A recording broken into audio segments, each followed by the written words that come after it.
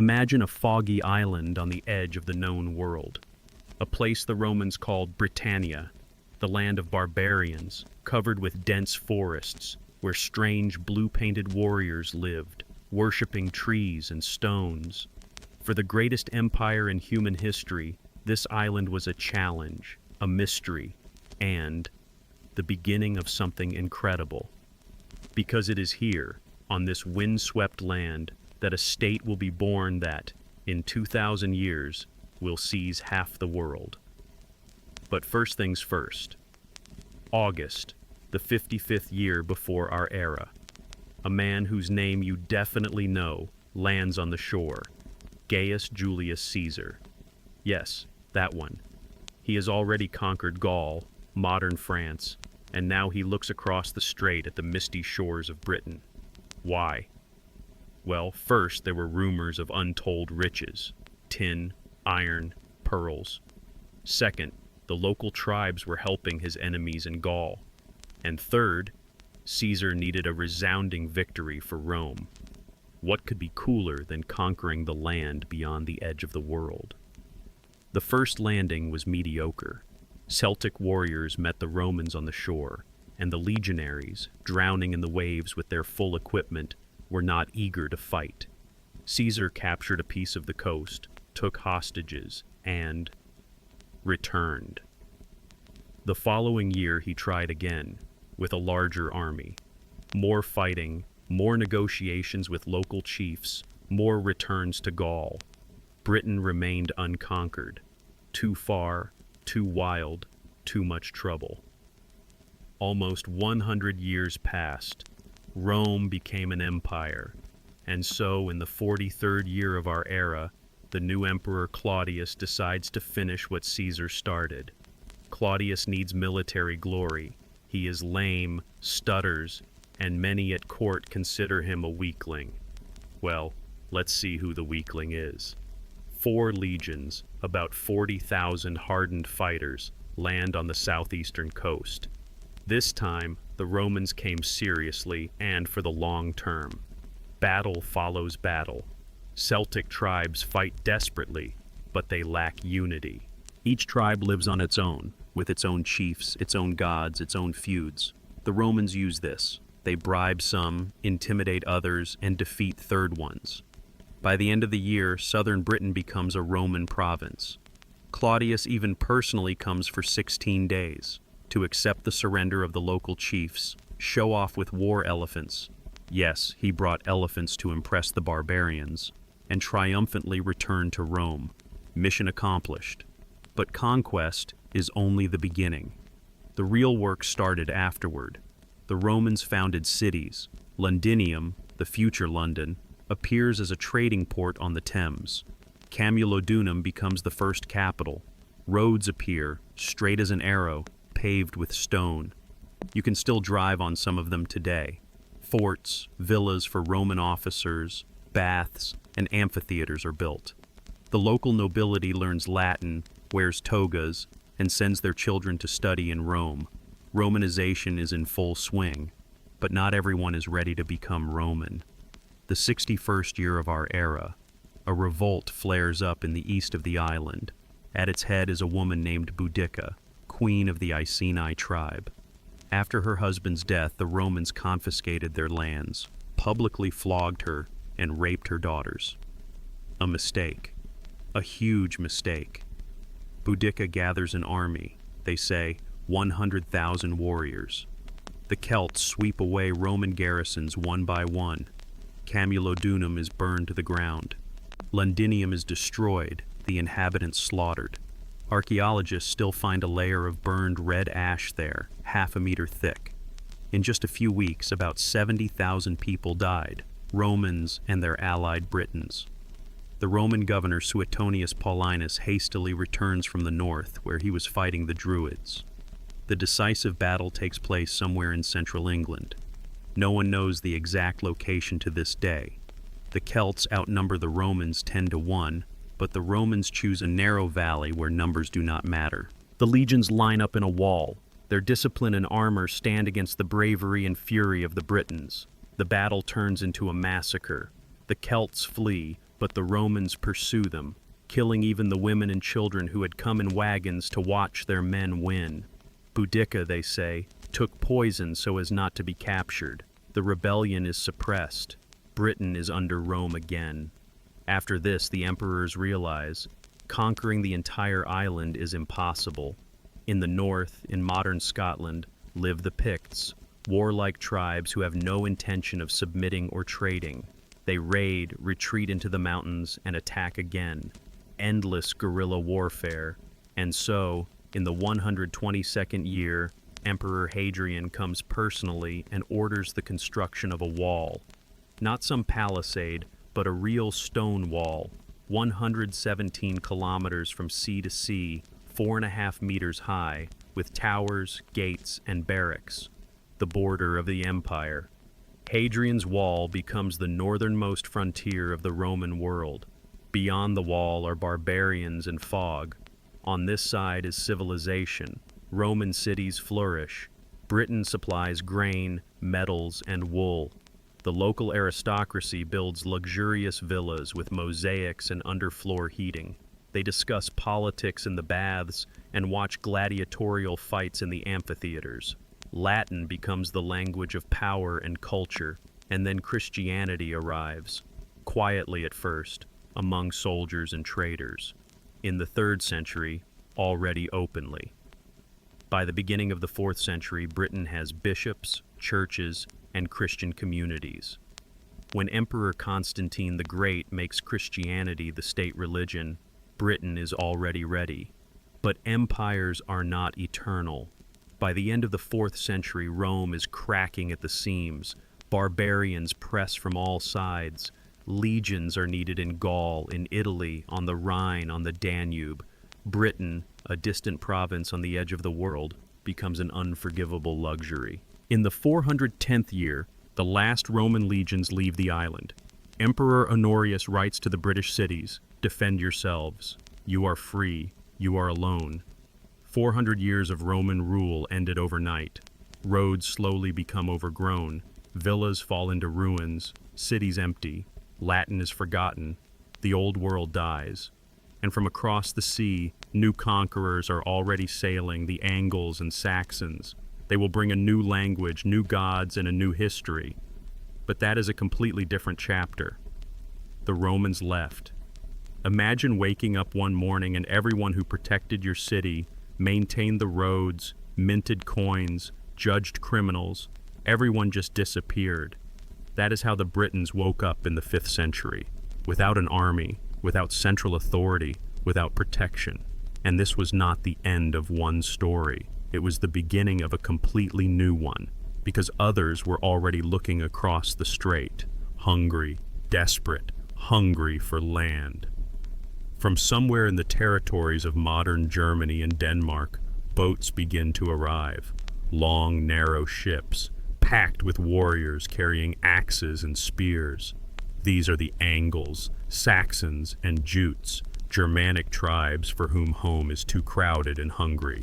They heard about a rich island across the sea where there are no legions now, a promised land for those willing to take it by force.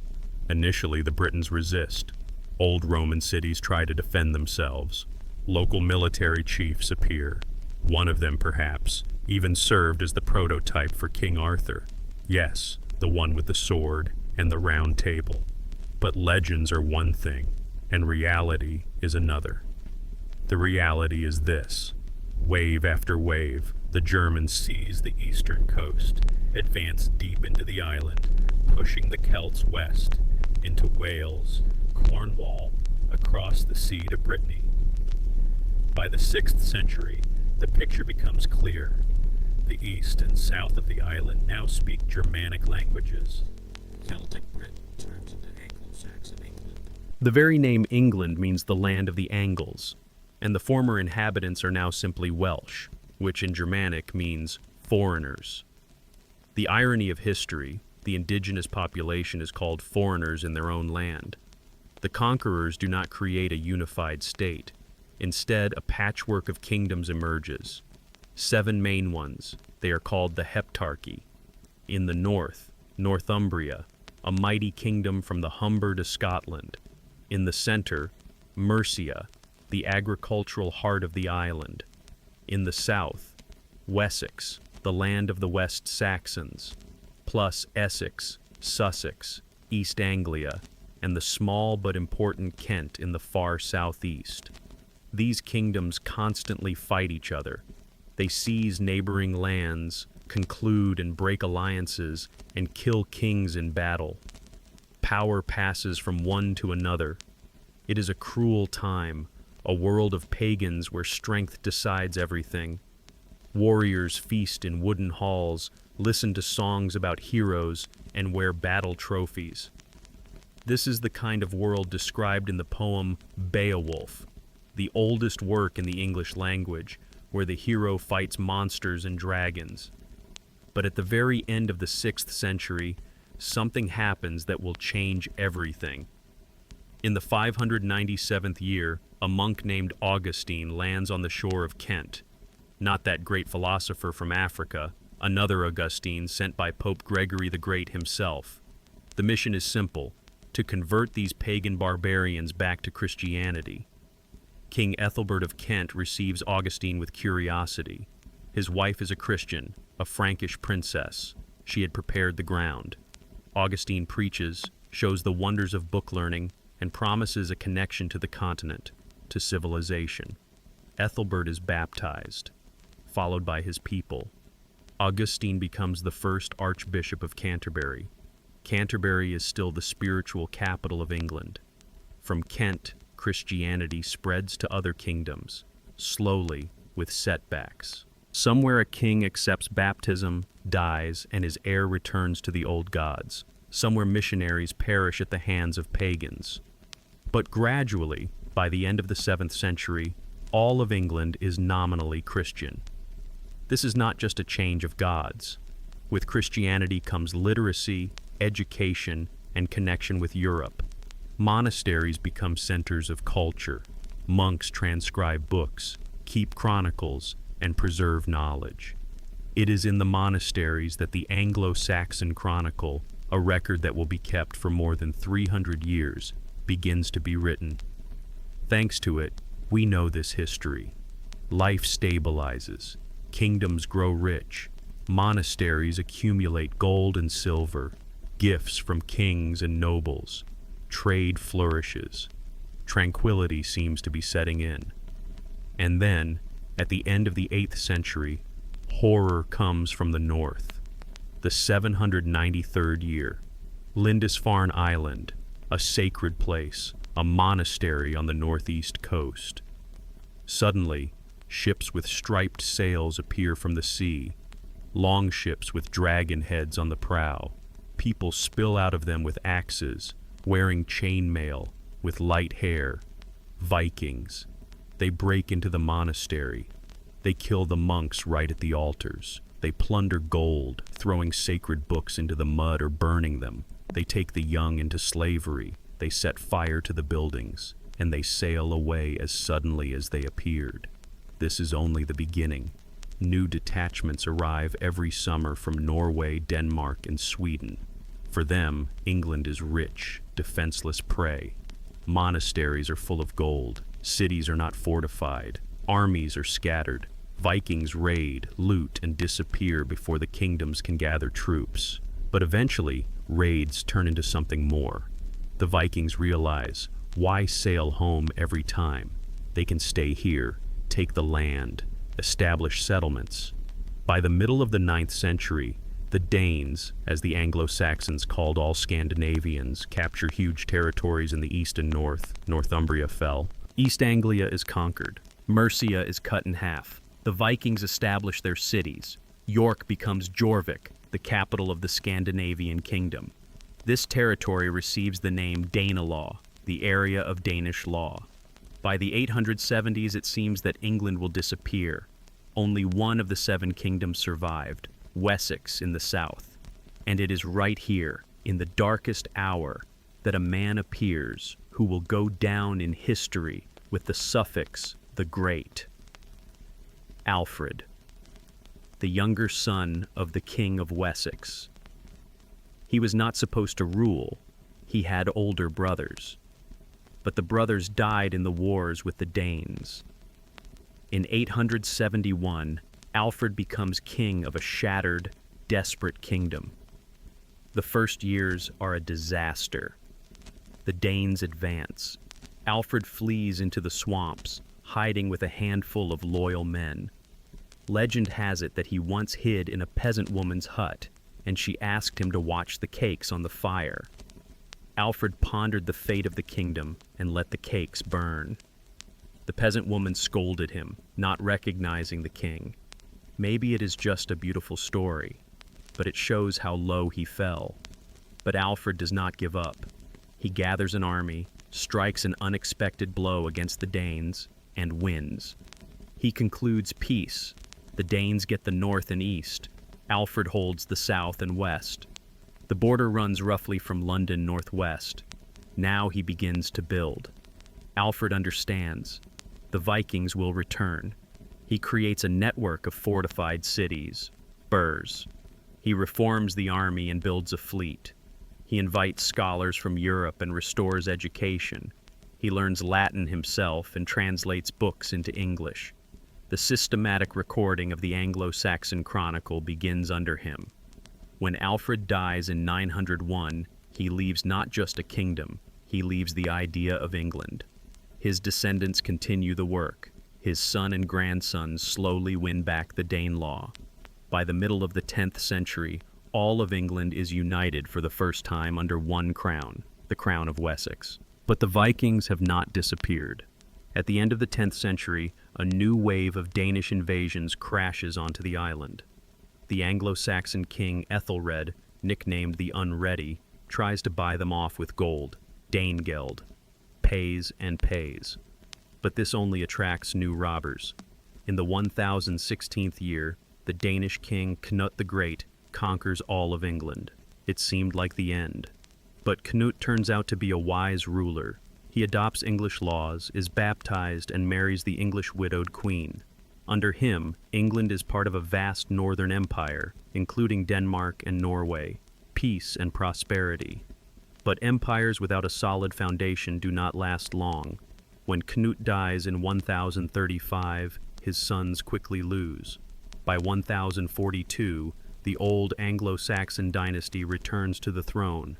Edward, son of Ethelred the Unready. Edward will receive the nickname the Confessor for his holiness and piety. He builds Westminster Abbey, praying more than ruling. He has no children, and when he dies at the beginning of the 1066th year, chaos begins. Who is the heir? Harold, a mighty earl and military leader, is crowned the next day, but others want his crown. The Norwegian king Harald Hardrada gathers a fleet. He believes the throne belongs to him through old treaties. And the Duke of Normandy, William, the grandson of a Viking and great-grandson of a French king, swears that Edward promised the crown to him. 600 years after the Romans left, England lived its own life. It accepted conquerors, turned them into Englishmen, survived, learned, and built. Now it stands on the threshold of a new era, because ships are already loading across the strait. And what happens in the autumn of the 1066th year will change everything forever. The autumn of the 1066th year was tense. King Harold had just won a brilliant victory in the north. He defeated the Norwegian king Harald Hardrada in the Battle of Stamford Bridge. His warriors were resting after a difficult battle when a messenger galloped from the south. William of Normandy had landed in Sussex. There was no choice. Harold gathered the army and rushed south. 200 miles in 2 weeks, infantry in heavy armor, exhausted by the previous campaign. By the 14th of October, they reached a place near Hastings and took up a position on the hill. About 8,000 tired but determined men. The Anglo-Saxon shield wall, a proven tactic. In the morning, the Normans attacked. Infantry, archers, cavalry. William had a diverse army brought from half of Europe. But the English held firm.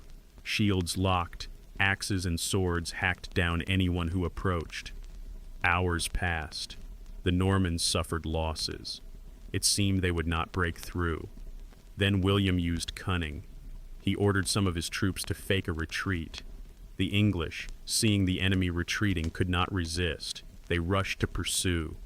The line broke, and at that moment the Norman cavalry wheeled around and struck the scattered detachments. By evening, the battle had turned into a bloody slaughter. Both of Harold's brothers died, and then came the fatal moment. An arrow hit the king in the eye. At least, that is how the famous Bayeux tapestry depicts it. When darkness fell, the English fled. Harold was dead. England was left without a king. William did not rush to London. He methodically conquered the southeast, burning villages and demonstrating strength. The English nobility was confused. Who to elect king? While they debated, William approached the capital. On Christmas Day of the 1066th year, the Duke of Normandy was crowned King of England in Westminster Abbey. But conquering the crown is one thing, holding it is another. For the next few years, revolts flared up across the country. The North resisted particularly fiercely. William showed no mercy. He burned entire regions, destroyed crops, and killed livestock. This was called the Harrowing of the North. Historians say tens of thousands died. The famine was terrible. People ate dogs, cats, even human flesh. The North did not recover from this blow for decades. By the end of the 70s of the 11th century, the resistance was broken. Now William could focus on the main task, rebuilding the country in the Norman way. In the 1086th year, he ordered an unprecedented census. Royal officials traveled throughout England, recording every manor, every village, every peasant. How much land, how much livestock, how many mills, how much it all cost. Who owned it before the conquest? Who owns it now? Europe knew nothing like it. The result was recorded in 2 huge books. The English nicknamed them the Domesday Book, because there was no hiding from this census, just as there is no hiding from God's judgment. It showed the new reality. Almost all the land now belonged to the Normans. The Anglo-Saxon aristocracy disappeared, killed, exiled, or reduced to the level of servants. The country was reshaped from top to bottom. Feudalism came to England harshly and quickly. All land belongs to the king. He distributes it to barons in exchange for military service. Barons divided among knights. Knights sit in castles and squeeze everything out of the peasants. Castles, that is what changed the landscape. Stone fortresses sprang up across the country. The Tower of London, Dover Castle, hundreds of others. Symbols of Norman power looming over the subjugated English. French was now spoken at court. The common people continued to speak English, but if they wanted to get ahead, they learned the language of the conquerors. The church also fell under Norman control. English bishops were replaced by Norman ones. Latin in the service, French at court, English in the huts. The country was divided into linguistic castes. 100 years passed. The Norman dynasty took root, but the problems did not disappear. Moreover, a new one appeared: conflict between royal power and the church. Henry II, who ruled from the middle of the 12th century, was a powerful and quick-tempered man. He wanted complete control over the kingdom. But the Archbishop of Canterbury, Thomas Becket, once a friend of the king, decided to defend the rights of the church. Who judges priests, church courts, or royal courts? Who appoints bishops? Henry said one thing, Becket another. The conflict dragged on for years. Becket went into exile. He returned. He excommunicated the enemies. Henry, hearing about it in Normandy, flew into a rage and allegedly uttered, "Will no one rid me of this turbulent priest?" 4 knights took this as an order. On the 29th of December, 1170th year, they broke into Canterbury Cathedral and struck down the archbishop right at the altar. Blood spattered the church stones. The news spread across Europe. Shock. Henry had to publicly repent. Becket was canonized. He became a holy martyr. His tomb became a place of pilgrimage. The crown lost this round to the church. But Henry had other problems, family ones. His sons fought each other and their father. The eldest, Henry the young king, died during his father's lifetime. The throne went to the next one, Richard. Richard I was nicknamed the Lionheart, a brave warrior, a great commander, and a terrible king. Why? Because in 10 years of his reign, he spent 6 months in England. The rest of the time he was at war. In 1189, Richard became king and immediately began preparing for the crusade. Jerusalem had fallen. The great Saladin captured it. The Christian world demanded revenge. Richard sold everything he could, offices, lands, rights, just to raise money for the army. The Third Crusade began grandly. Richard conquered Cyprus on the way, landed in the Holy Land, and took the fortress of Acre after a long siege. His military talent shone. In the Battle of Arsuf, he defeated Saladin's army. The Crusaders reached sight of Jerusalem, but Richard decided not to take the city. Logistics, forces, politics. He realized that even if he captured Jerusalem, he would not be able to hold it. In 1192, he concluded a truce with Saladin. Christians were allowed pilgrimage. Coastal cities remained with the Crusaders, but Jerusalem remained with the Muslims. On his way back, Richard was captured in Austria. A huge ransom was demanded. England paid for a year. Taxes were wrung out of the people to the last thread. Upon returning, Richard immediately left to fight in France. There, in 1199, he was killed during the siege of a minor castle, a stray crossbow bolt. The hero of the Crusades died due to an accident. The throne passed to his brother John, and that is when the real fun began. John received the nickname Lackland even before he became king, because the youngest son did not receive any possessions. As a ruler, he was a disaster. He lost almost all French territories, quarreled with the Pope, and imposed unbearable taxes on the barons. The people hated him. The nobility despised him.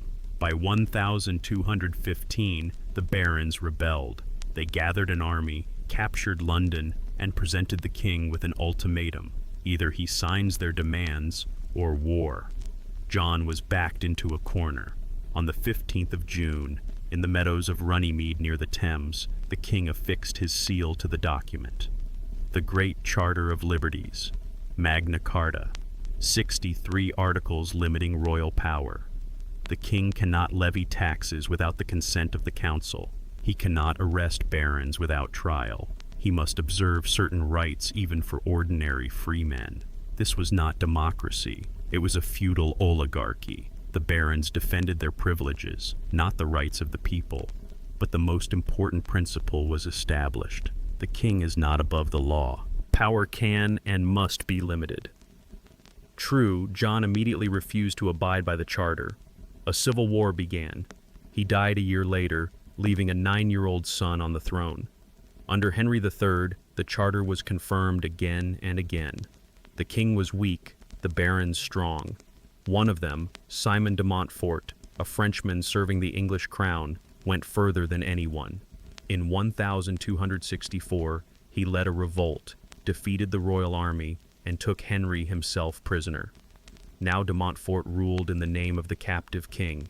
He needed legitimacy, and in 1265, he convened a parliament, a council to discuss the affairs of the kingdom. But not just barons and bishops. For the first time, he invited 2 knights from each county and 2 representatives from the major cities. The first parliament with representatives of the estates, the prototype of the future House of Commons. Simon de Montfort did not live to see the following year. He was defeated and killed in battle by the royal son's troops. But what he started could no longer be stopped. Feudal England acquired a new dimension. The king, the barons, the knights, the cities, everyone wanted a voice in government. French speech gradually mixed with English. Castles stood on every hill. Chivalric culture flourished. Tournaments, heraldry, courtly love, and brutal wars. England changed forever. From a fragmented Anglo-Saxon kingdom, a centralized feudal state with the beginnings of parliamentarism was born. Centuries of wars lay ahead, but the foundation was laid right here. After the chaos of civil war and political intrigues, a man with huge ambitions ascended the throne. Edward I was tall, almost 2 meters, which seemed gigantic for the time. He received a corresponding nickname, Longshanks. But the main thing was not his height, but the fact that he looked at the map of Britain and saw unfinished business. To the west lay Wales, a mountainous country with a proud people who had resisted the English for centuries. The Welsh spoke their own language, lived by their own laws, and submitted to their own princes. The chief among them was Llywelyn, Prince of Gwynedd, who united most of Wales and called himself Prince of all Wales. Edward decided to end this once and for all. In the 1277th year, a royal army of 15,000 invaded the Welsh lands. This was not just a military expedition, it was a machine of suppression. Llywelyn could not gather enough forces for resistance and capitulated. By treaty, he retained the title of prince, but lost most of his territories. Peace did not last long. 5 years later, the revolt flared up again. Llywelyn's brother, Dafydd, whom the English considered their ally, suddenly attacked the English castles. Llywelyn joined him. The Welsh fought desperately. It was the last attempt to preserve independence. Edward showed no mercy this time. A new army entered Wales with one goal: complete conquest. In December of 1282, Llywelyn died in a skirmish with English troops. His head was sent to London and displayed publicly. Dafydd fought for another half a year, hiding in the mountains, but was captured in June. The execution was exemplary: hanged, drawn, and quartered. Independent Wales ceased to exist. Edward began to build. Castles sprang up one after another on Welsh soil: Caernarfon, Conwy, Harlech, Beaumaris. Huge stone fortresses built by the best architect of the time, Master James of St. George. They still stand today, reminding of the time when England subdued its neighbors with an iron fist. But Scotland turned out to be not such a hard nut to crack. Edward invaded it, defeated the army, and took the sacred coronation stone to London. Victory seemed close, but the Scots, led by William Wallace, revolted and started a guerrilla war. Edward died on a campaign against them, never completing the conquest. Scotland remained independent, and then England got involved in a conflict that would stretch for more than a century. The French king died without a direct male heir. The English king Edward III claimed the throne through his mother, the daughter of the French king. The French refused to recognize this. According to them, women do not inherit the crown. The war began, which would be called the 100 Years' War. The English had a secret weapon, the longbow. When the two armies met in the forest near Crises in August of 1346, the French knights confidently attacked. They were encased in armor, sat on mighty horses, and saw themselves as invincible. And the English archers just stood and shot. Arrows flew in clouds, hundreds, thousands of arrows per minute. They pierced armor, felled horses, turning the brilliant cavalry into piles of bodies. By the end of the day, the French had lost thousands of their best warriors, the English a few hundred. 10 years later, the same thing happened at Poitiers. Again, the French nobility attacked head-on. Again, the English archers cut them down. This time, the French king himself was captured. Such a ransom was demanded for him that France almost went bankrupt. But between these battles, an enemy worse than any army came to England. In the summer of 1348, a merchant ship arrived on the southern coast. It carried fleas infected with the plague bacterium. No one knew about it. No one could foresee what would happen next. The Black Death, as the disease was called, spread with the speed of a nightmare. The sick person was covered in black buboes, began to cough up blood, and died within a few days. There was no cure. Prayers did not help. By the end of 1350th year, 1/3 of the island's population had died. In some villages, no one was left at all. The world after the plague changed beyond recognition. There was plenty of land, but few workers. The surviving peasants suddenly gained power. They could demand high pay for work, choose better masters, and refuse bad conditions. The feudal lords, horrified, passed a law forbidding raising wages. This was a mistake. 30 years after the plague, the king introduced a poll tax, the same amount from every person, rich or poor. For the poor, this was unbearable. In June of 1381, an army of peasants led by Wat Tyler marched out of Kent. They marched on London, tens of thousands of ordinary people with pitchforks, scythes, and axes. They broke into the capital. They burned the houses of the nobility, killed tax collectors, and freed prisoners. The young King Richard II went out to meet them and promised to fulfill all their demands. Tyler believed him.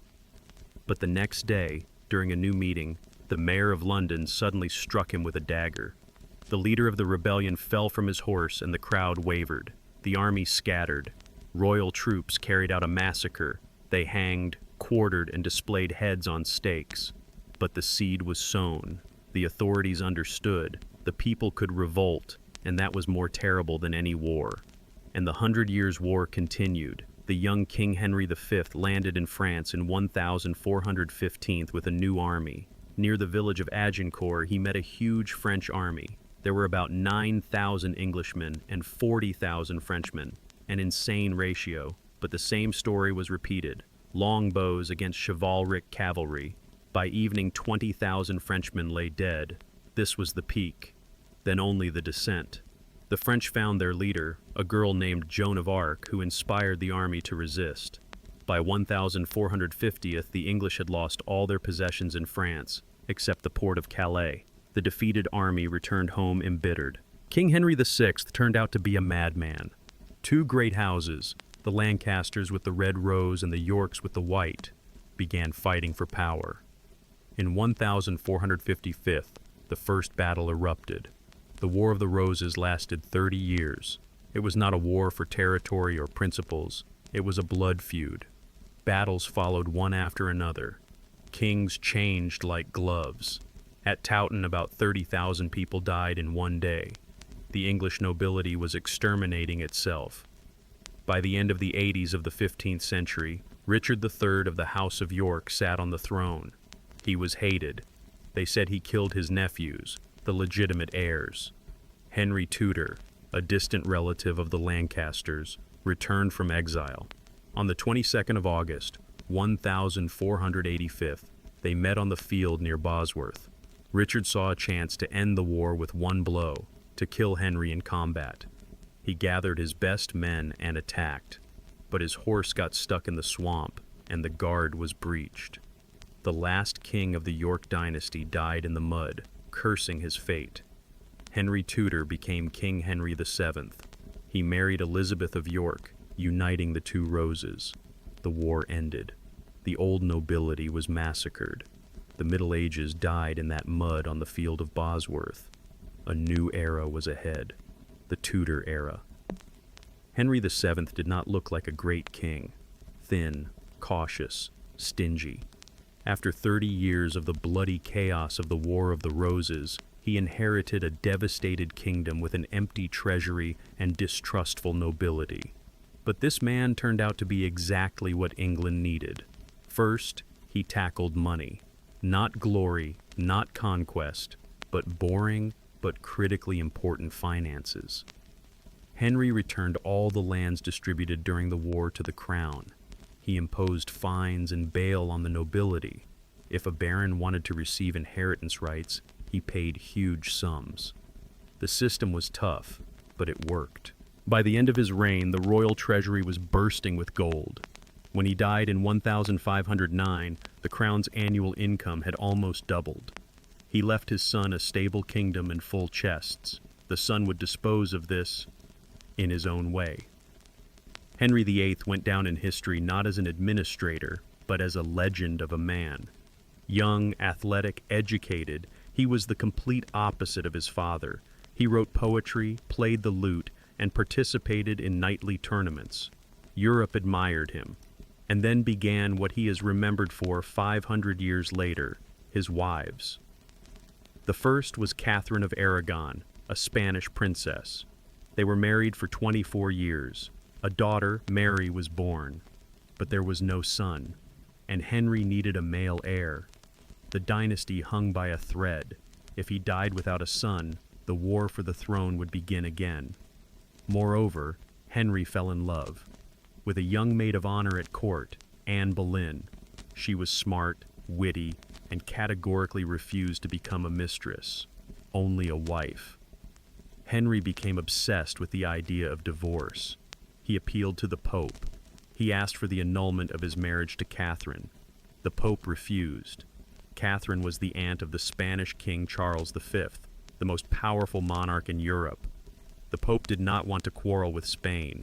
Henry raged. Years passed. Anne waited. And then the king made a decision that would change history forever. If the Pope does not grant a divorce, to hell with the Pope. In the 1534th year, Parliament passed the Act of Supremacy. Henry was declared the supreme head of the Church in England. That's it. The connection with Rome was broken. England now has its own church, the Anglican Church.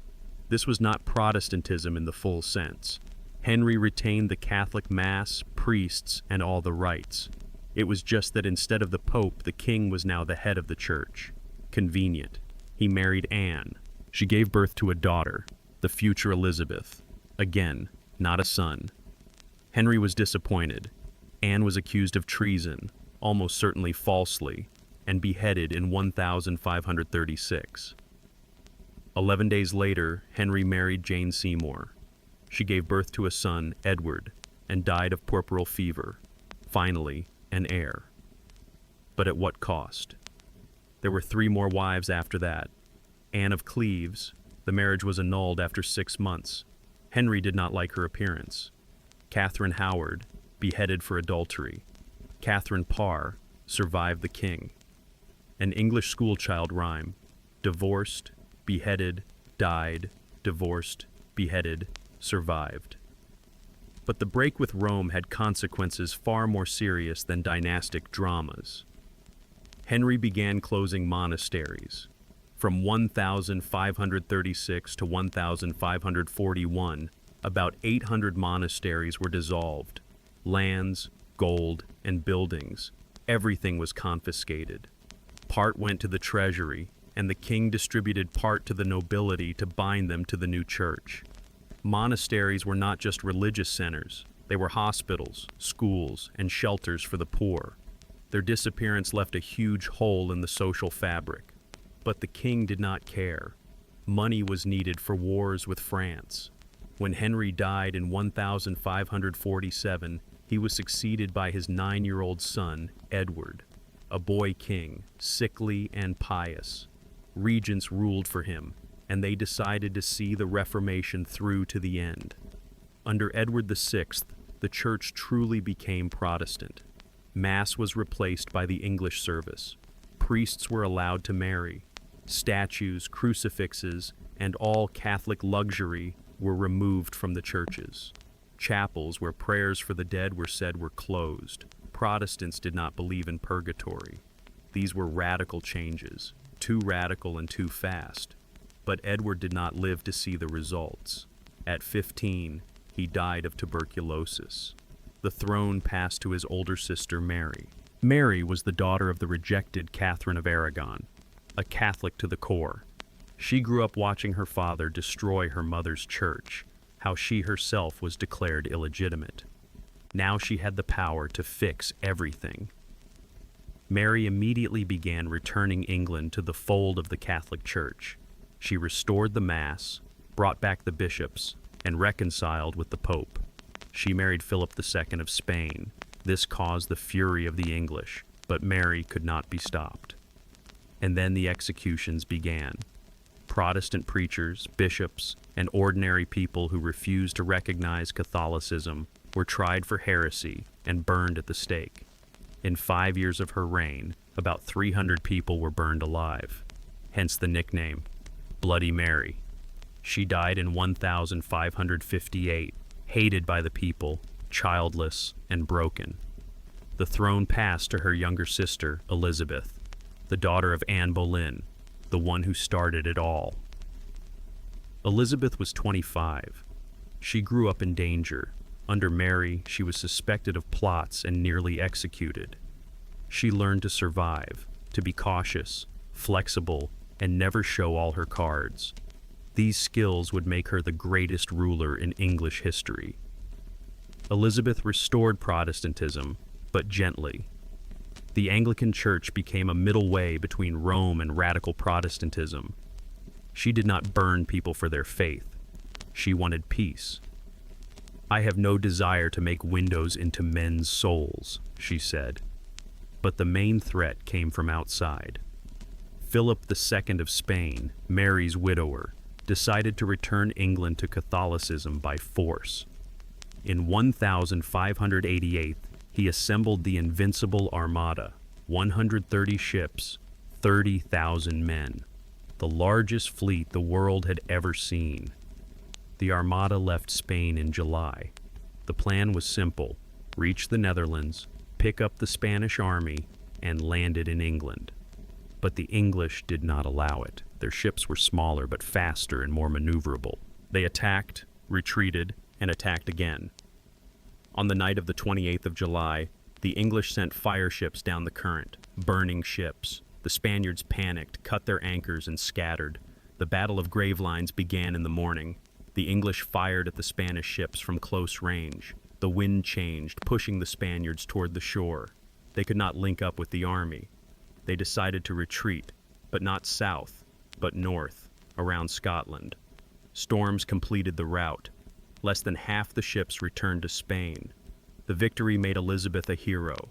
England, a maritime power. A small island defeated the greatest empire in the world. The pride was boundless, and this was reflected in culture. The Elizabethan era became the golden age of English literature.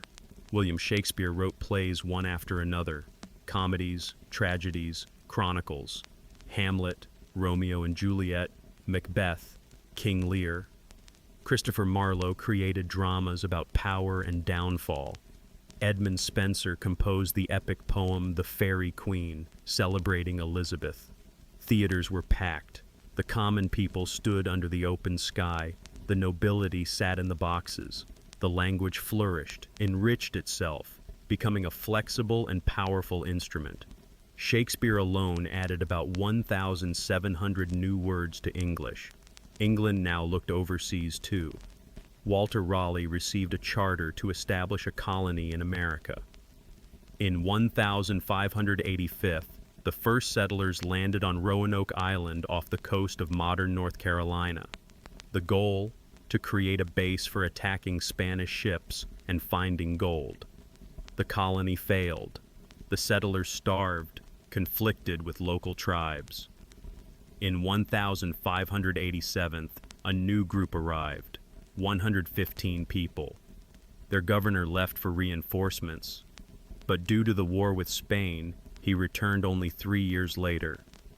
The colony had vanished. Everyone, men, women, children, disappeared without a trace. One word was carved on a fence: Croatoan. No one ever found out what happened. The lost colony of Roanoke became a legend. But this was only the first attempt. England was learning to be an empire. Elizabeth died in the 1603rd year. She was 69, a huge age for the time. She ruled for 45 years and never married. "I am married to England," she said. She left no children. The Tudor dynasty ended, but they changed everything. England became a Protestant power, a sea power, a cultural center of Europe. Royal power was strong, as never before. The treasury was full. The fleet was mighty. New dynasties and new challenges lay ahead. But the foundation was laid right here, in this insane, bloody, brilliant Tudor century. When Elizabeth died childless, the crown passed to her nephew from Scotland. James VI of Scotland became James I of England, the first monarch to rule both kingdoms simultaneously. On the 24th of March, 1603, he was proclaimed king. A month later, he left for London, promising the Scots to return every 3 years. He returned only once, 14 years later. James was an educated man. He wrote treatises, reflected on the nature of royal power, and believed in the divine right of kings to rule without restrictions. But England was not Scotland. Here, Parliament had power, traditions, and the habit of arguing with the monarch. James dreamed of uniting England and Scotland into a single kingdom, Great Britain. In 1604, he even adopted this title, but the English Parliament refused to recognize the unification. Too many differences in laws, religion, and economy. The Scots seemed like wild Highlanders to the English. The English seemed like arrogant conquerors to the Scots. James tried to arrange marriages between the English and Scottish nobility, naturalize Scots, and erase borders. It did not work. Worse yet, money was constantly needed. Wars, court, maintaining two kingdoms. James asked Parliament for subsidies. Parliament demanded concessions in return. The king became angry, dissolved Parliament, and ruled without it. Then money was needed again, and everything repeated. Religion added fuel to the fire. The Anglican Church was the golden mean between Catholicism and Protestantism. But many wanted more. The Puritans demanded to cleanse the Church of all Catholic remnants. James refused. He remembered Scottish Presbyterianism and feared that radical reforms would undermine royal power. In 1605, the gunpowder plot was uncovered. Catholics planned to blow up Parliament along with the king. The conspirators were executed. Persecutions of Catholics began. The 5th of November became a holiday celebrating the king's rescue. James died in 1625, leaving his son Charles a tense kingdom and an empty treasury. Charles I inherited his father's belief in the divine right of kings, but did not inherit his caution. Arrogant, stubborn, and convinced of his righteousness, he clashed with Parliament from the first days. Money for wars with Spain and France? Parliament refused. Charles introduced forced loans. Parliament was outraged. In 1628, Parliament presented the Petition of Right, a document limiting royal power. No taxes without the consent of Parliament. No arrests without trial. Charles reluctantly signed, and a year later, he dissolved Parliament and decided not to convene it again. 11 years, from 1629 to 1641, Charles ruled alone. This was called the personal rule. He looked for money everywhere, reviving ancient feudal levies, selling monopolies, and fining those who had not received a knight's title. The English gnashed their teeth, but the main explosion occurred over religion. Charles and his Archbishop William Laud began introducing lavish rituals into the church, bringing back altars, and forcing everyone to pray alike. The Puritans saw this as secret Catholicism, and when Charles tried to impose a new liturgy on Scotland, the Scots rebelled. In 1637, the rebellion began. The Scottish army invaded northern England. Charles had no money for the war. He had to convene Parliament. A mistake. The Parliament, assembled in 1641, was not going to give the king money just like that. They demanded reforms, the punishment of the king's advisors, and control over the army. Charles refused. Tensions rose. In January of 1642, the king tried to arrest 5 leaders of Parliament right in the House of Commons. They managed to escape. Charles fled London. The war began. In the summer of 1642, the king raised his standard at Nottingham. The country split. For the king, royalists, cavaliers, the old aristocracy, the North, and the West. For Parliament, Roundheads, they were called that for the short haircuts of the Puritans, merchants, cities, and the Southeast. Brother went against brother, father against son. The first years were marked by fluctuating luck. Battles followed one after another. But Parliament had two advantages: the money of London and a man named Oliver Cromwell. Cromwell was not a professional soldier, a minor gentleman from Cambridgeshire, a member of Parliament, a deeply religious Puritan. But he turned out to be a military genius. He created the new model army, disciplined, professional, where officers were chosen for ability, not title. His Ironside cavalry knew no defeat.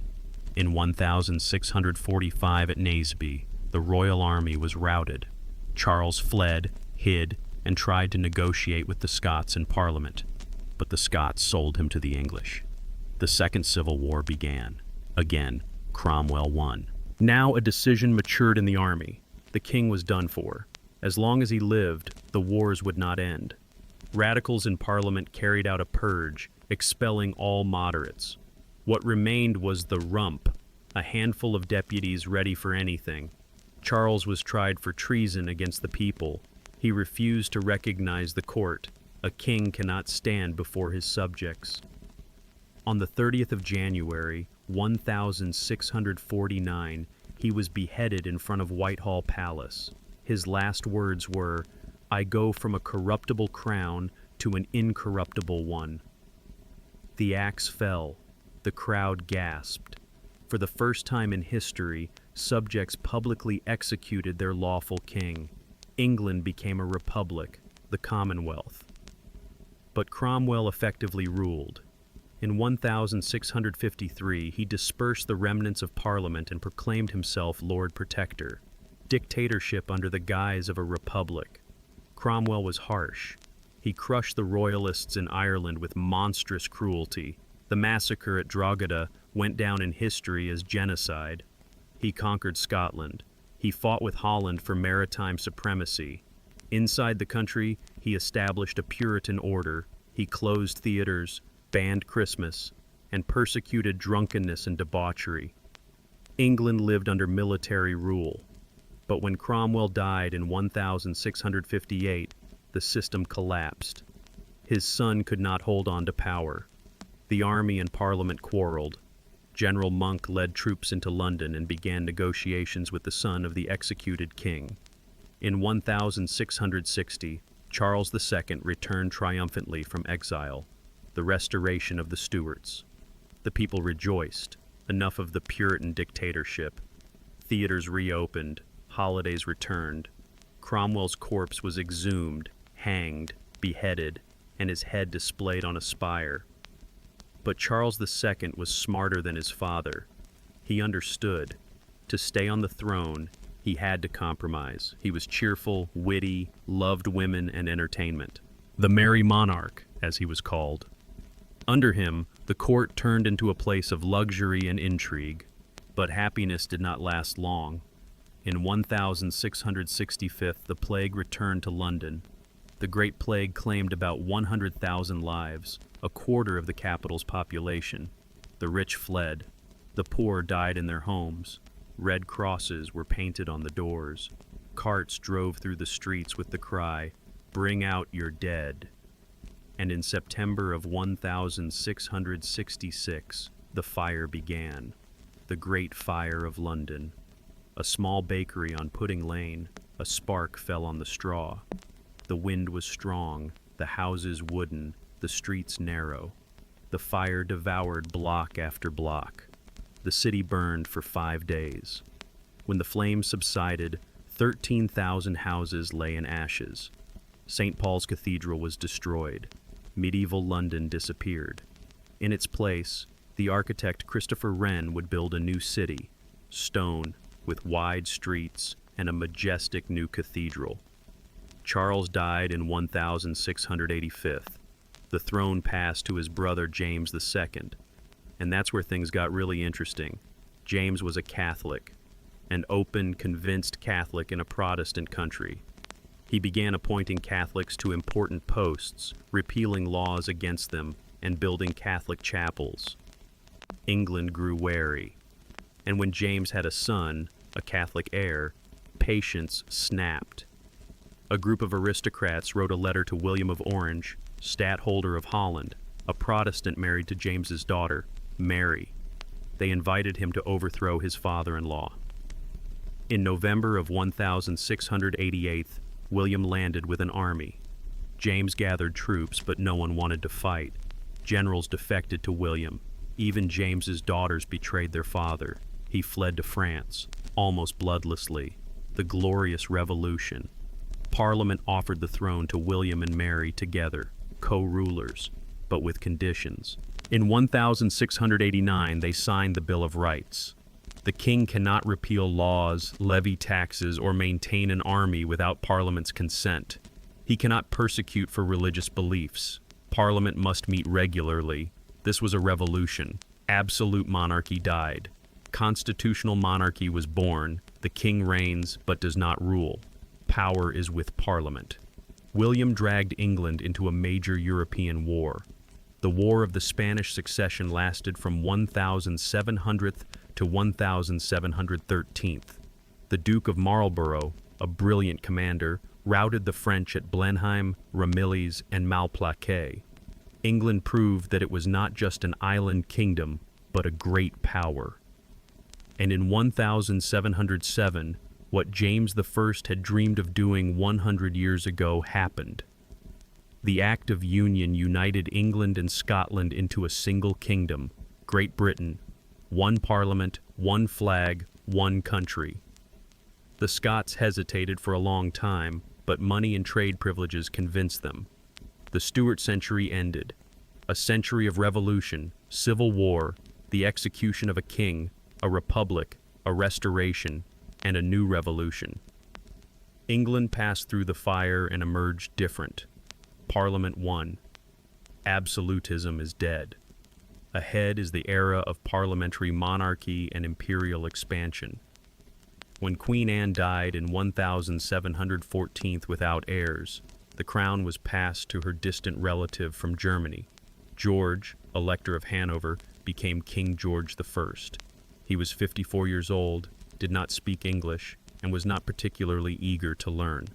The English looked at the new monarch with bewilderment, a German prince with German advisors ruling Britain. But this was also fortunate. George did not understand local politics, was not versed in British traditions, and could not even communicate with his ministers, so he simply withdrew. He stopped attending cabinet meetings, let them decide for themselves. Thus, the modern parliamentary system was born. Ministers met without the king, discussed, decided, and governed. The king reigned, but did not rule, exactly what Britain had been moving toward for the last 100 years. Among these ministers, one man emerged, Robert Walpole, smart, cynical, corrupt, but incredibly effective politician. From 1721, he effectively led the government for more than 20 years. The first prime minister in the modern sense, although the title was not yet official. Walpole maintained power through bribes, buying votes in Parliament, and distributing positions. But he gave the country peace and prosperity. He avoided wars, developed trade, and replenished the treasury. Under him, Britain grew rich. George II, who succeeded his father in 1727, also preferred not to interfere. He spoke broken English, but at least he spoke. Under him, Walpole continued to rule until 1742. And then Britain got involved in a war that would change the map of the world. The 7 Years' War began in 1756 and spanned 4 continents.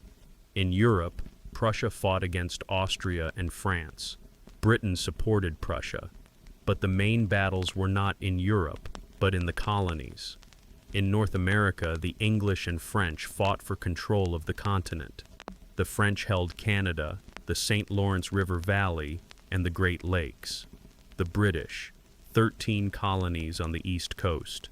Between them, endless skirmishes, raids with Indian allies, and fighting for forts.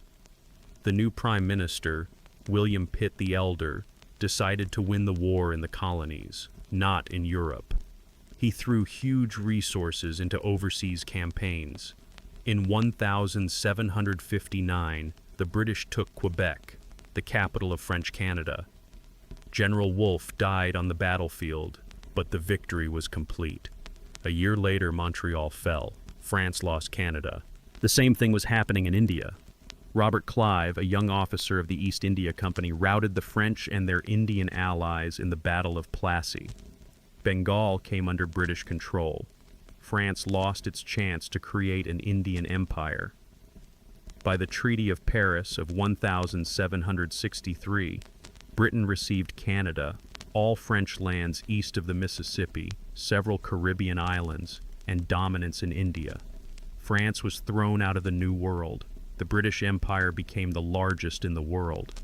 But the victory came at a high cost. The war devastated the treasury.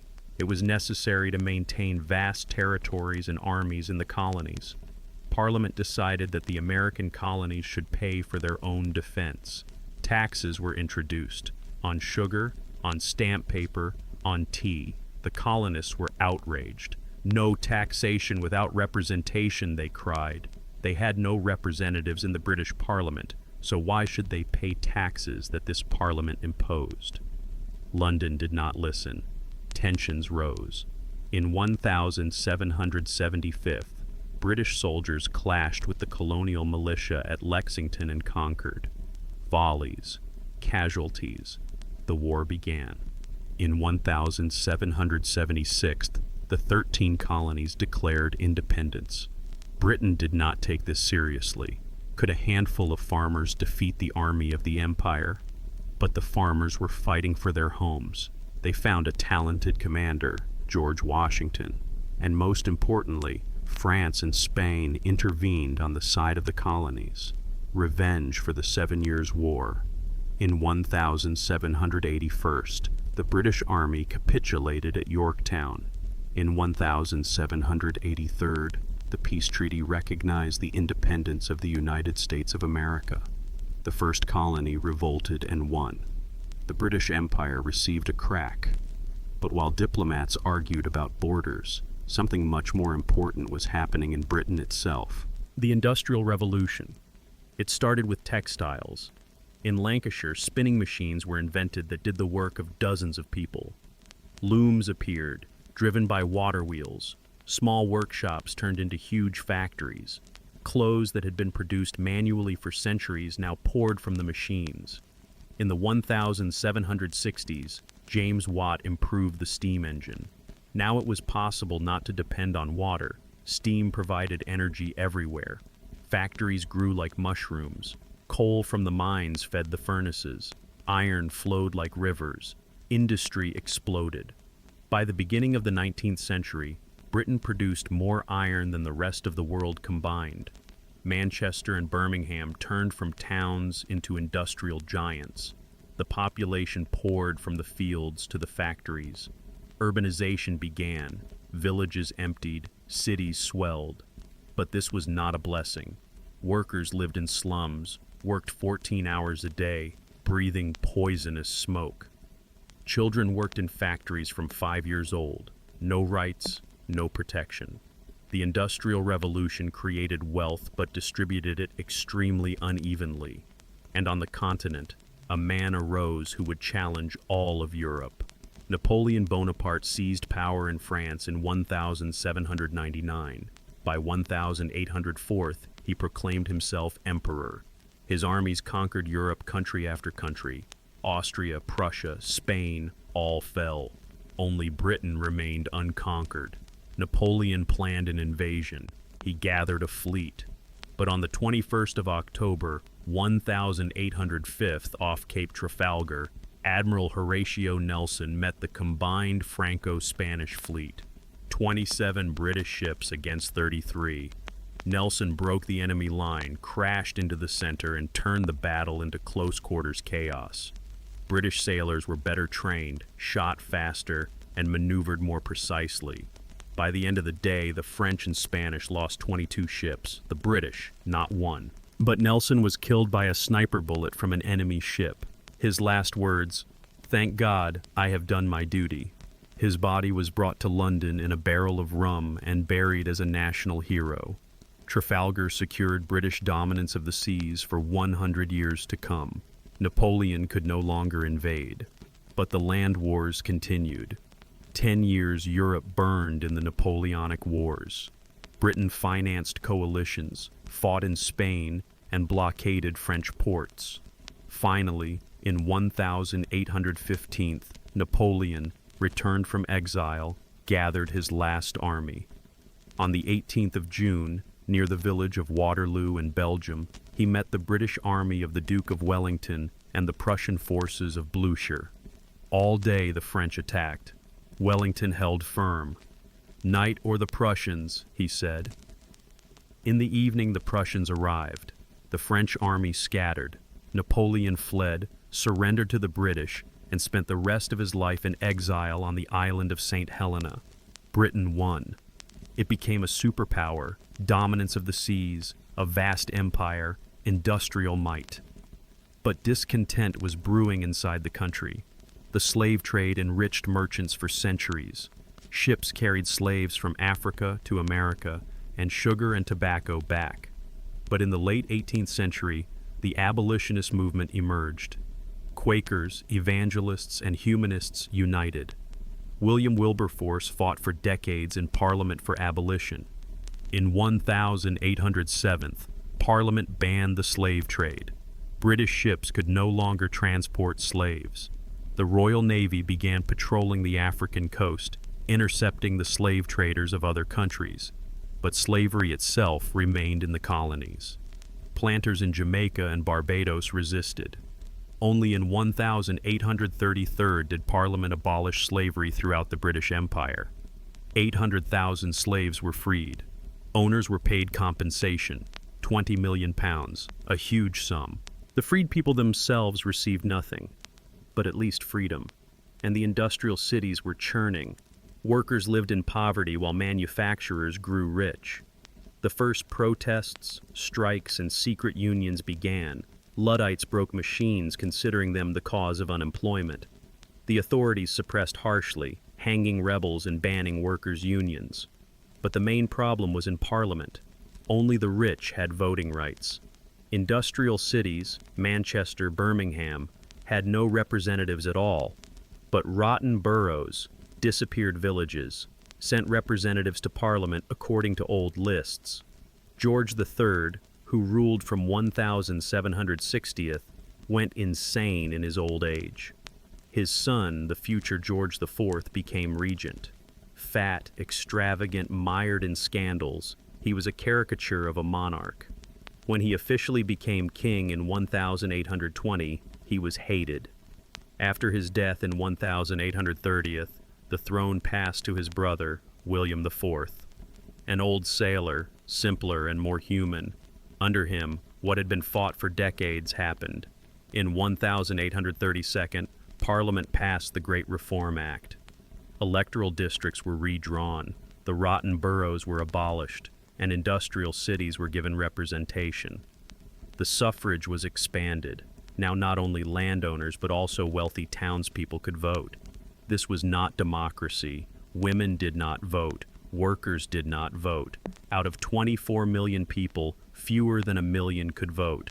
But it was a breakthrough. Parliament became slightly more representative. The middle class gained a voice. The door to the future opened slightly. For 100+ years, the Hanovers led Britain through wars and revolutions. They lost America, conquered India, defeated Napoleon, launched the Industrial Revolution, and began the slow path to democracy. The country changed beyond recognition. From an agrarian kingdom, it turned into an industrial empire. Victoria was ahead, and the century that would be named after her. On the 20th of June, 1837, an 18-year-old girl woke up in Kensington Palace. She was awakened early in the morning. Her uncle, King William IV, had died. She was now queen. Victoria ascended the throne young, inexperienced, tiny, 1 meter 52 centimeters tall. No one could have guessed that she would rule for 63 years and give her name to an entire era. Victoria was serious, strict, and deeply moral. In 1840, She married her cousin, Prince Albert of Saxe-Coburg and Gotha. He became her advisor, support, and the love of her life. Together they had 9 children and created the image of the ideal royal family: virtuous, respectable, exemplary. Victorian morality became synonymous with strictness of manners. But while the queen was settling her family life, the empire was spreading all over the world. They said, "The sun never sets on the British Empire." And that was true. From Canada to Australia, from India to the Caribbean, from Africa to Hong Kong, 1/4 of the planet's land surface was colored British red. 400 million people lived under the British flag. But the empire had to be defended. And the first serious challenge came from the east. In 1853, Russia and Turkey clashed over control of the holy places in Palestine and the Straits. Britain and France became alarmed. If Russia routed Turkey, it would gain access to the Mediterranean Sea. This could not be allowed. In March of 1854, Britain and France declared war on Russia. Allied forces landed in Crimea and besieged Sevastopol. The Crimean War began. This was a strange war. The generals proved incompetent. The English army had not fought in Europe since Waterloo 40 years ago. Supplies were chaotic. Soldiers froze in summer uniforms, dying more from cholera than from bullets. The charge of the Light Cavalry Brigade at Balaclava turned into a meaningless slaughter. 600 horsemen attacked Russian positions head-on. More than half died. The stupidity of the command became a byword. But there was also Florence Nightingale, a nurse who organized hospitals, introduced hygiene, and saved thousands of lives. She was called the Lady with the Lamp because she walked around the wards with a lantern at night. She became a symbol of mercy and reformed military medicine forever. Sevastopol fell after 11 months of siege. In 1856, peace was signed. Russia lost influence on the Black Sea. Britain proved that it was ready to fight for its interests anywhere. A more serious drama was unfolding at the other end of the empire. India was the jewel in the crown. The East India Company had ruled the subcontinent for more than 100 years, squeezing out wealth, imposing taxes, and enforcing its own rules. But in 1857, patience snapped. Sepoy soldiers, Indians in British service, received new rifles. The cartridges had to be bitten off with their teeth. Rumors spread. The cartridges were greased with cow and pig fat.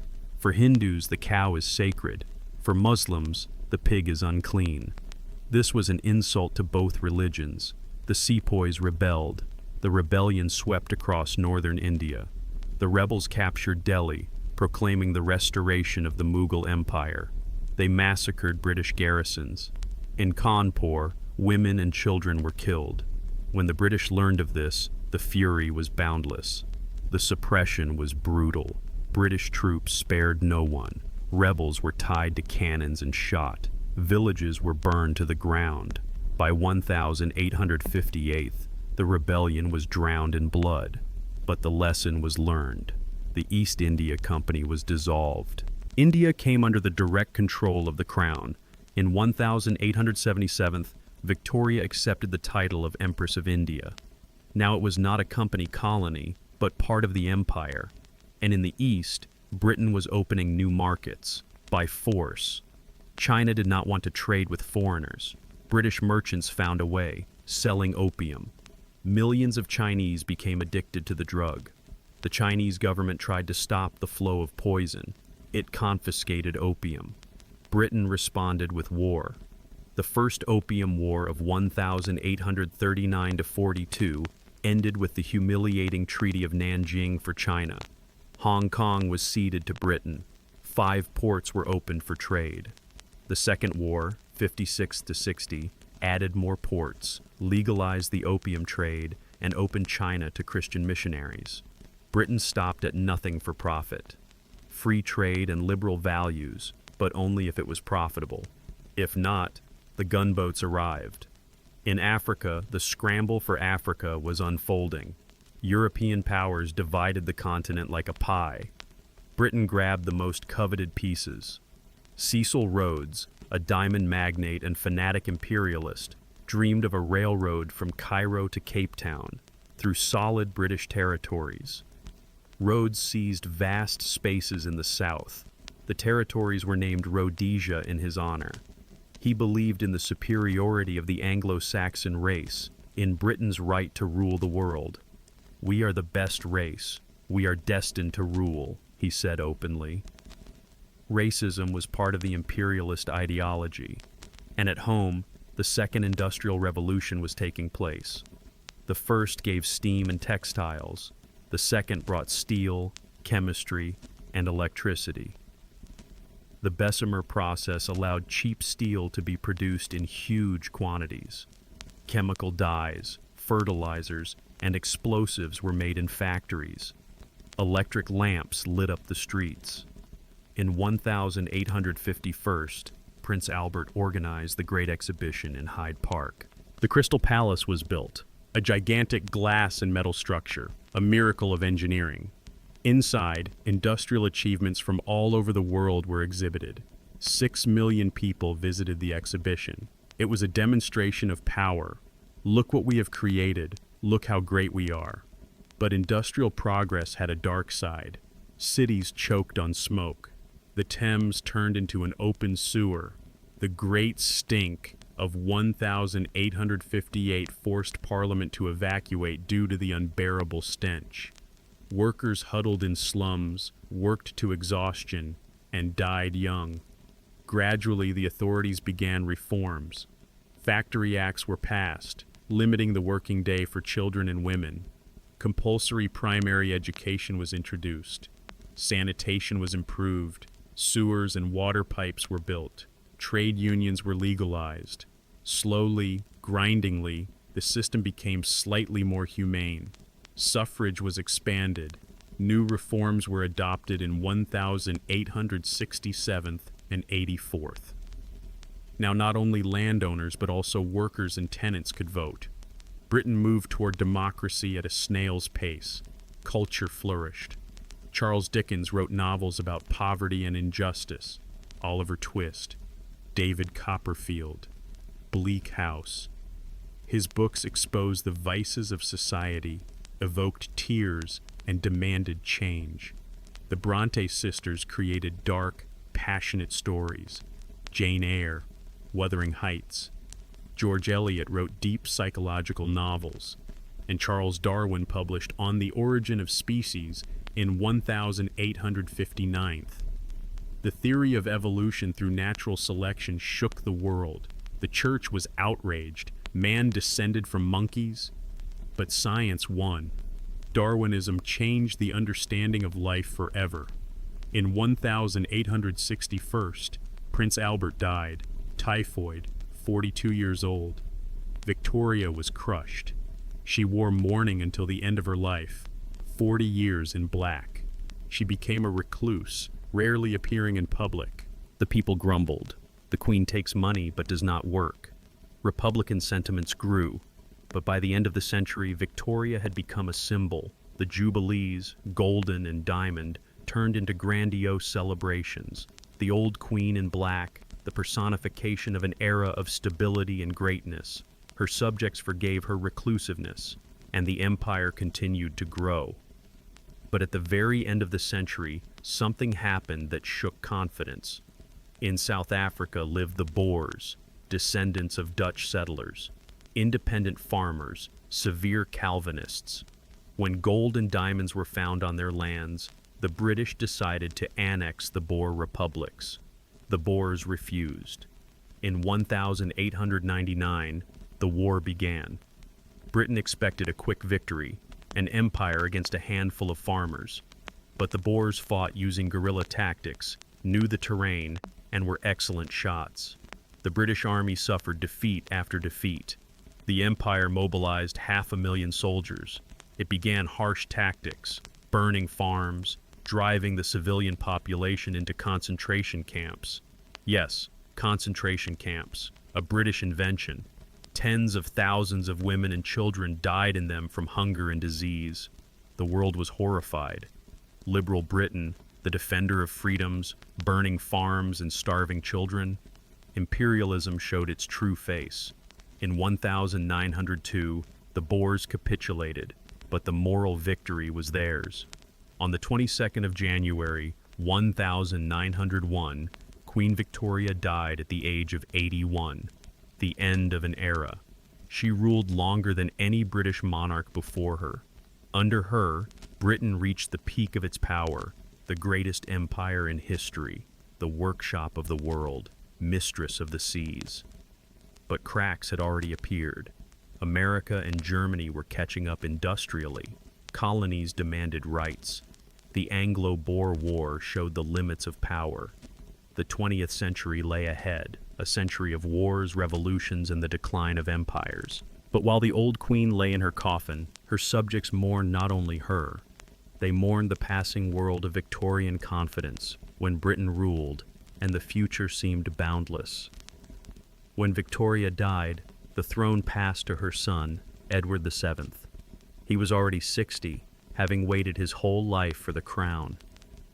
The Edwardian era, short, only 9 years until 1910, became the last breath of the old world. Luxurious balls, country estates, social intrigues. The rich lived as if there were no tomorrow, and they were right. Tomorrow that world would burn in the fire. Europe turned into a powder keg.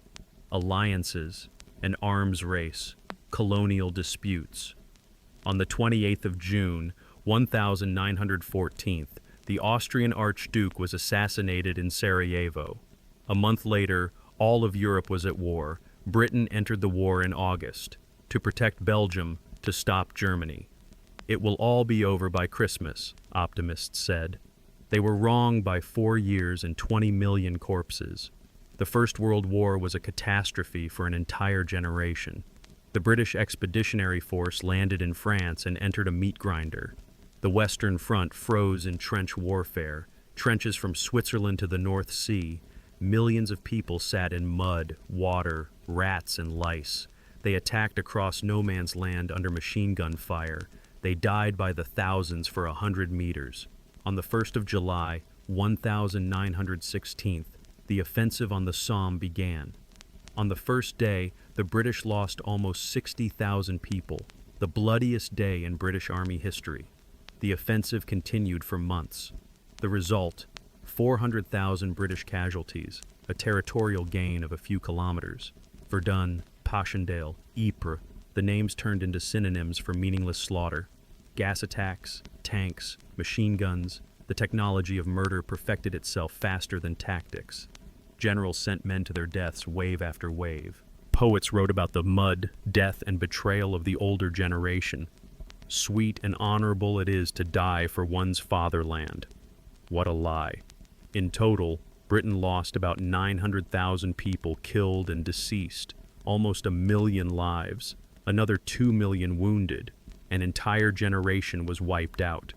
But in 1918, Germany capitulated. Victory. Bitter, expensive, devastating. By the Treaty of Versailles, Britain received German colonies in Africa and mandates to govern former Ottoman territories, Palestine, Iraq, Jordan. The empire reached its maximum size, 33 million square kilometers, 1/4 of humanity. But this empire was already rotting from within. Ireland had been demanding independence for decades. In 1916, there was the Easter Rising in Dublin, brutally suppressed. But the seed took root.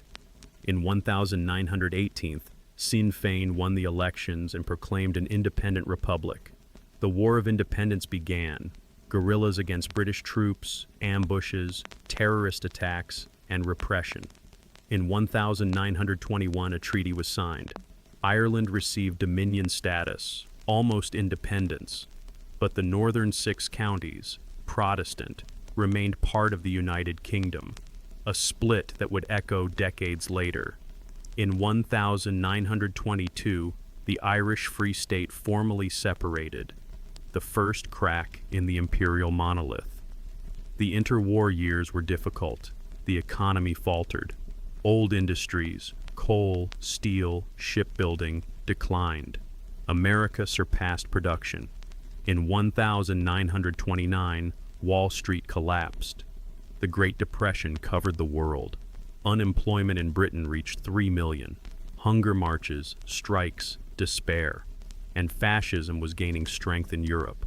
Mussolini in Italy, Hitler in Germany. In 1933, Hitler became chancellor. He began arming, violating Versailles. Britain watched and did nothing. The policy of appeasement. Prime Minister Neville Chamberlain believed that an agreement could be reached. Give Hitler what he wants, and peace will be preserved. In 1938, Hitler demanded the Sudetenland, part of Czechoslovakia. Chamberlain flew to Munich, signed the agreement, gave Czechoslovakia over to be torn apart, returned, waving a piece of paper, "Peace for our time." A year later, Hitler attacked Poland. That's it. Enough. On the 3rd of September, 1939, Britain declared war on Germany. Again. The first months were the phony war. Nothing happened. And then, in the spring of '40, the Germans broke through. France fell in 6 weeks. The British Expeditionary Force was evacuated from Dunkirk. 300,000 men saved on fishing boats and destroyers. A miracle, but a defeat. Now Britain stood alone against Hitler. All allies defeated or occupied. Across the strait, the full might of the Wehrmacht. Invasion seemed inevitable. But Hitler first needed to destroy the Royal Air Force. The Battle of Britain began, the air battle of the summer and autumn of '40. The Luftwaffe attacked airfields, radar, and cities. British Spitfires and Hurricanes took off again and again. Young pilots, many were not yet 20, fought 4 sorties a day. On the 7th of September, the Blitz began, massive bombing raids on London. 57 nights in a row, German bombers rained fire on the city. People hid in the subway. In the morning, they came out to clear the ruins, and they continued to live. But the RAF held out. The Germans could not gain air superiority. In autumn, Hitler postponed the invasion. The Battle of Britain was won. Churchill, who became Prime Minister in May, spoke his famous words. Never in the field of human conflict was so much owed by so many to so few. Winston Churchill, the bulldog with a cigar, the voice of resistance. His speeches inspired the nation. We shall fight on the beaches. We shall fight on the landing grounds. We shall fight in the fields and in the streets. We shall never surrender. He personified defiance. But Britain could not win alone. Allies were needed. In June of '41, Hitler attacked the USSR. In December, Japan attacked Pearl Harbor. America entered the war. The Big Three, Churchill, Roosevelt, Stalin. Together they would crush Hitler. But the price for Britain was enormous. The economy worked for the war. Huge debts, Lend-Lease, American aid in weapons, food, and materials saved Britain, but also made it dependent on the USA. Financial hegemony crossed the Atlantic. Britain became America's junior partner. In 1945, Germany capitulated. Victory. But at what cost? Cities in ruins, the treasury empty, the people exhausted, and the empire crumbled. Decolonization became inevitable. The colonies no longer wanted to submit. Britain could not hold them, neither financially nor morally. The war was fought for freedom. How to deny freedom to others. In 1947, India gained independence. The jewel in the crown was lost. But the partition was bloody. India and Pakistan, Hindus and Muslims, 1 million dead in the slaughter, 15 million refugees, chaos, tragedy. Then everything else tumbled down. Burma, Ceylon, Malaya, African colonies one after another. By the 60s, the empire had practically disappeared. What remained was the Commonwealth of Nations, a voluntary association of former colonies. But this is no longer an empire. And at home, the Labour Party was building a new society. Clement Attlee's post-war government created the welfare state, the National Health Service, free medicine for everyone, social housing, nationalization of coal, steel, and railways, socialism, but British, soft, democratic. But in 1956, an event occurred that showed Britain's new place in the world, the Suez Crisis. Egyptian President Nasser nationalized the Suez Canal. Britain and France, co-owners of the canal, decided to take it back by force. They secretly conspired with Israel. The Israelis would attack, and the English and French would intervene to restore order. The operation began.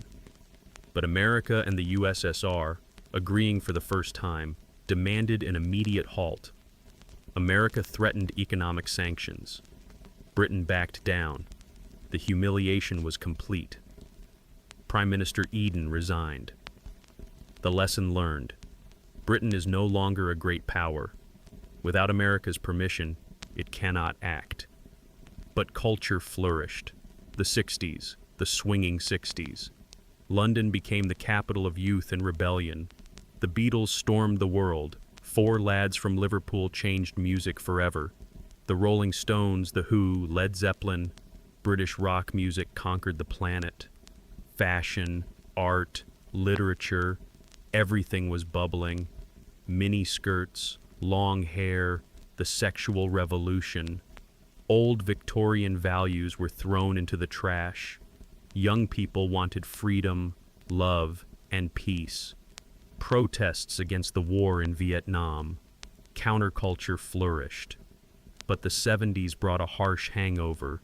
The economy collapsed. The oil crisis of '73, prices soared. Inflation, unemployment, strikes. Trade unions paralyzed the country. In the winter of '78 to '79, garbage was not collected and corpses were not buried. Britain was called the sick man of Europe. In 1979, a woman came to power who would change everything. Margaret Thatcher, the Iron Lady. The first woman prime minister. A conservative, a convinced capitalist, an enemy of socialism.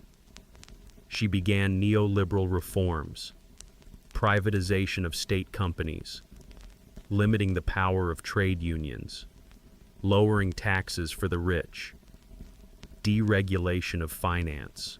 There is no such thing as society. There are only individuals, she said. Thatcher crushed the miners' unions in the strike of 84th to 85th. A year of strike, brutal confrontation. The miners lost. The coal industry was destroyed. Entire regions became impoverished. But the power of the trade unions was broken. In 1982, Argentina seized the Falkland Islands, British territory in the South Atlantic. Thatcher sent the fleet 8,000 miles. The war was short and victorious. The Falklands were recaptured. National pride was restored. Thatcher's ratings soared. She ruled for 11 years, longer than anyone in the 20th century. She changed Britain beyond recognition. Finance and services replaced industry. The City of London became a global financial center. The gap between rich and poor grew, but the economy revived. In '91, she was overthrown by her own associates, too uncompromising, too autocratic. She left in tears. The '90s brought a new face. Tony Blair, the young charismatic leader of New Labour. Not socialism, but a third way between capitalism and social democracy. In 1997, he became prime minister with a huge majority. Blair modernized the Labour Party, accepted the market economy, but promised social justice, investment in education and healthcare, minimum wage, devolution, the transfer of power to Scotland, Wales, and Northern Ireland. There was also foreign policy.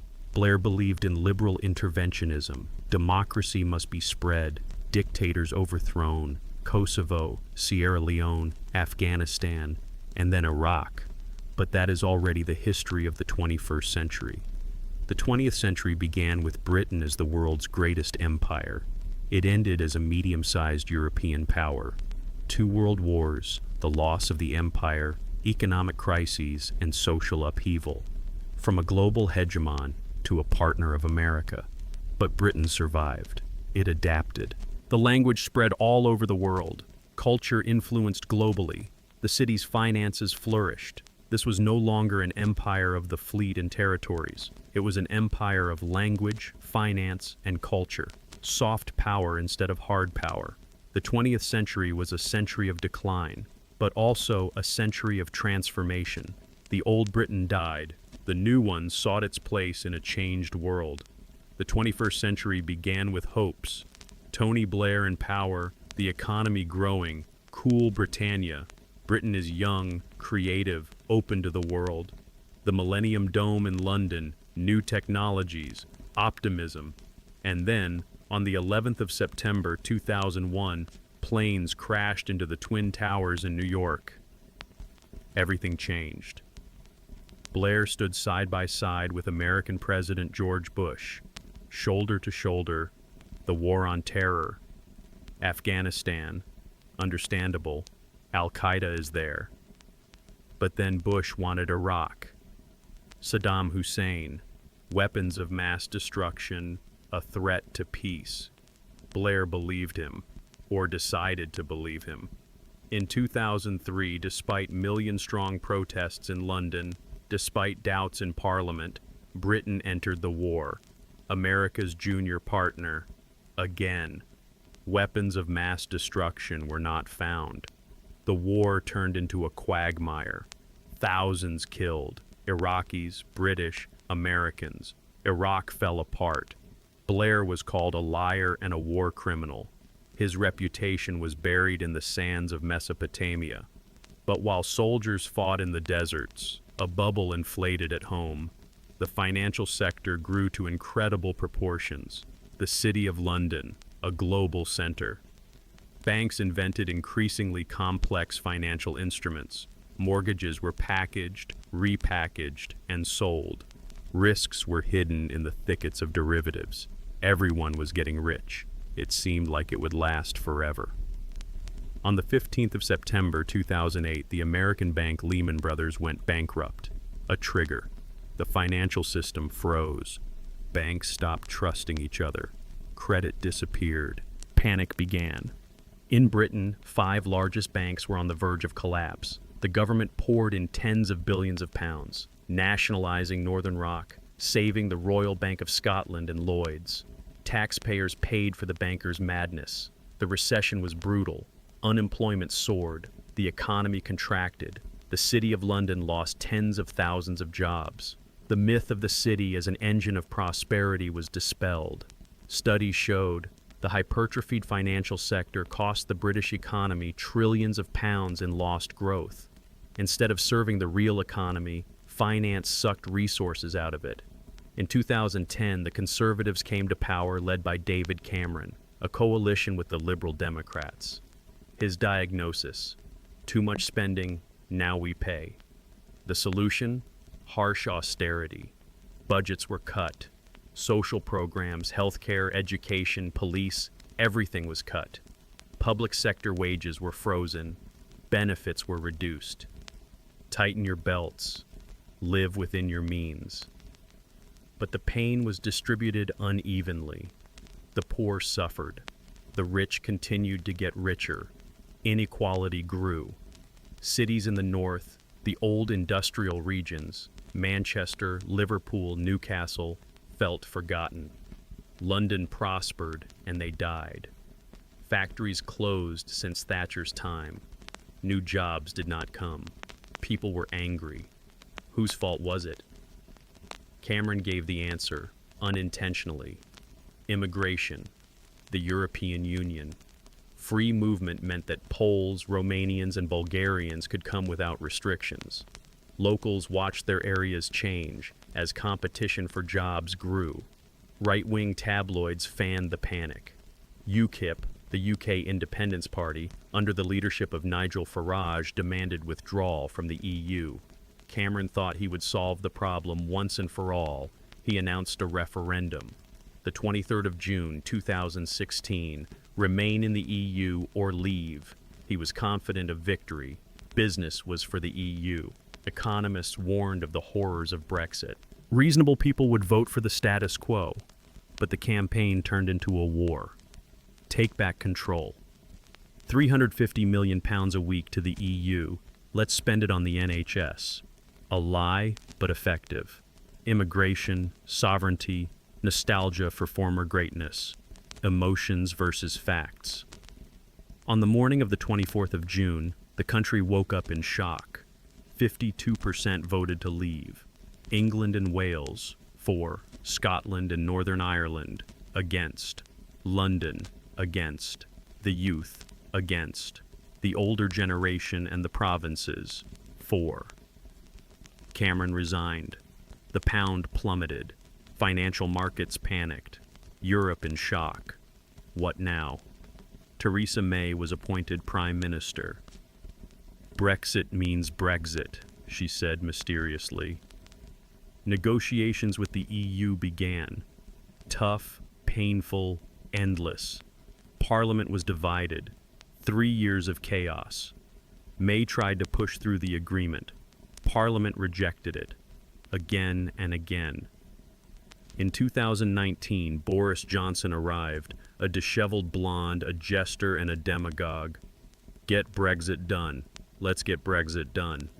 In January of 2020, Britain officially left the EU. 47 years of membership ended. The divorce took place. Consequences? Trade with the EU became difficult. Bureaucracy, customs, delays. Farmers and fishermen, those who voted for Brexit, found that things were worse for them. The City of London lost its passport to work in the EU. Young people lost the right to work and study in Europe. Scotland demanded a new referendum on independence. They wanted to stay in the EU. And then the pandemic arrived. March 2020. COVID-19 engulfed the world. Lockdowns, closed borders, empty streets. Britain was one of the worst affected countries. More than 170,000 deaths. Johnson's government hesitated, introduced measures late, and canceled them early. The NHS barely coped. The economy collapsed. Restaurants, theaters, stores closed. Unemployment. The government printed money, distributed subsidies. Debt soared to $2 trillion, but it helped survive. And then the vaccines. Britain was fast, the first to approve, quickly vaccinated. A small victory in a sea of tragedies. On the 8th of September, 2022, Queen Elizabeth II died at Balmoral Castle in Scotland, 96 years old, 70 years and 214 days of reign, longer than any in British history. Her life spanned eras. Born into an empire, she died in post-Brexit Britain. She saw the empire's departure, wars, crises, and technological revolutions. She remained a constant in a constantly changing world. Her death is the end of an era. Her son became King Charles III. 73 years old, the oldest heir to ascend the throne. Will he unite or divide? The monarchy is in question, especially in Scotland, Jamaica, and Australia, where people ask, why do we need a king? Johnson left amidst scandals, parties during lockdown, lies, and corruption. Liz Truss became Prime Minister, lasted 49 days, a record for brevity. Her crazy budget crashed the pound. She left in disgrace.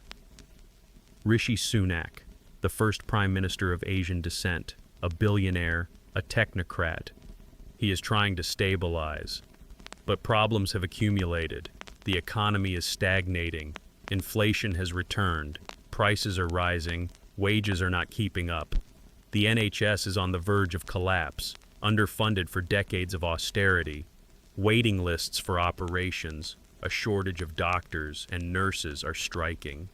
Scotland wants independence. The Scottish National Party says, "You dragged us out of the EU against our will. We want to return." A referendum on independence looms on the horizon. Northern Ireland is in limbo. The border between Ireland and Northern Ireland is the most sensitive. The Northern Ireland Protocol irritates unionists. The threat of a return to the Troubles. Talk of Irish unification. The United Kingdom might fall apart. England will be left alone, a medium-sized European country with a grandiose past and an uncertain future. But not everything is gloomy. Britain retains soft power. English is a global language. British universities are the best in Europe. Cambridge and Oxford attract talented minds from all over the world. Cultural exports are enormous, from Harry Potter to Adele, from the Premier League to the BBC. London remains a global city. Finance, art, fashion, technology, startups and creative industries flourish. The city is diverse. More than 300 languages are spoken here. Britain is multinational and multicultural. This is its strength, although also a challenge. Relations with the USA remain key. The special relationship, although it becomes less special every year. America looks to the Pacific, to China, Europe, to itself. Where is Britain's place? The Commonwealth of Nations, 56 countries, 1/3 of humanity.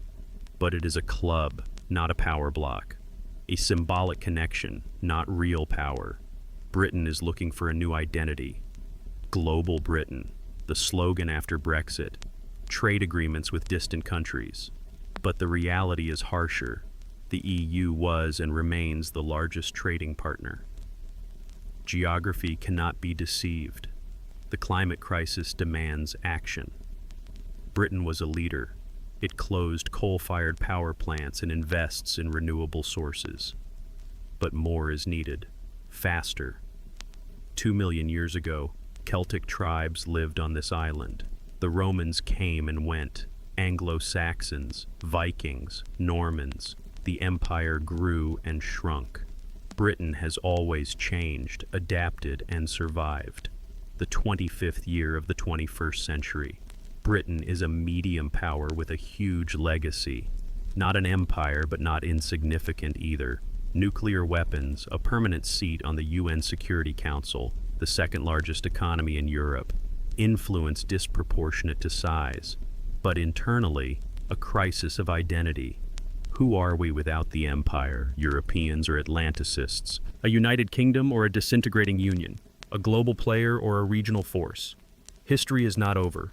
Britain has written so many chapters: conquests, revolutions, empire, decline. Now a new one is being written. What it will be like depends on the choices being made today, on whether the nation can find a new goal, a new role in a changed world. From a Roman colony to a global hegemon and back, 2,000 years of history. Has the circle closed, or is this just a new turn of the spiral? Time will tell. But one thing is clear: Britain, as always, will change, adapt, and seek its way forward.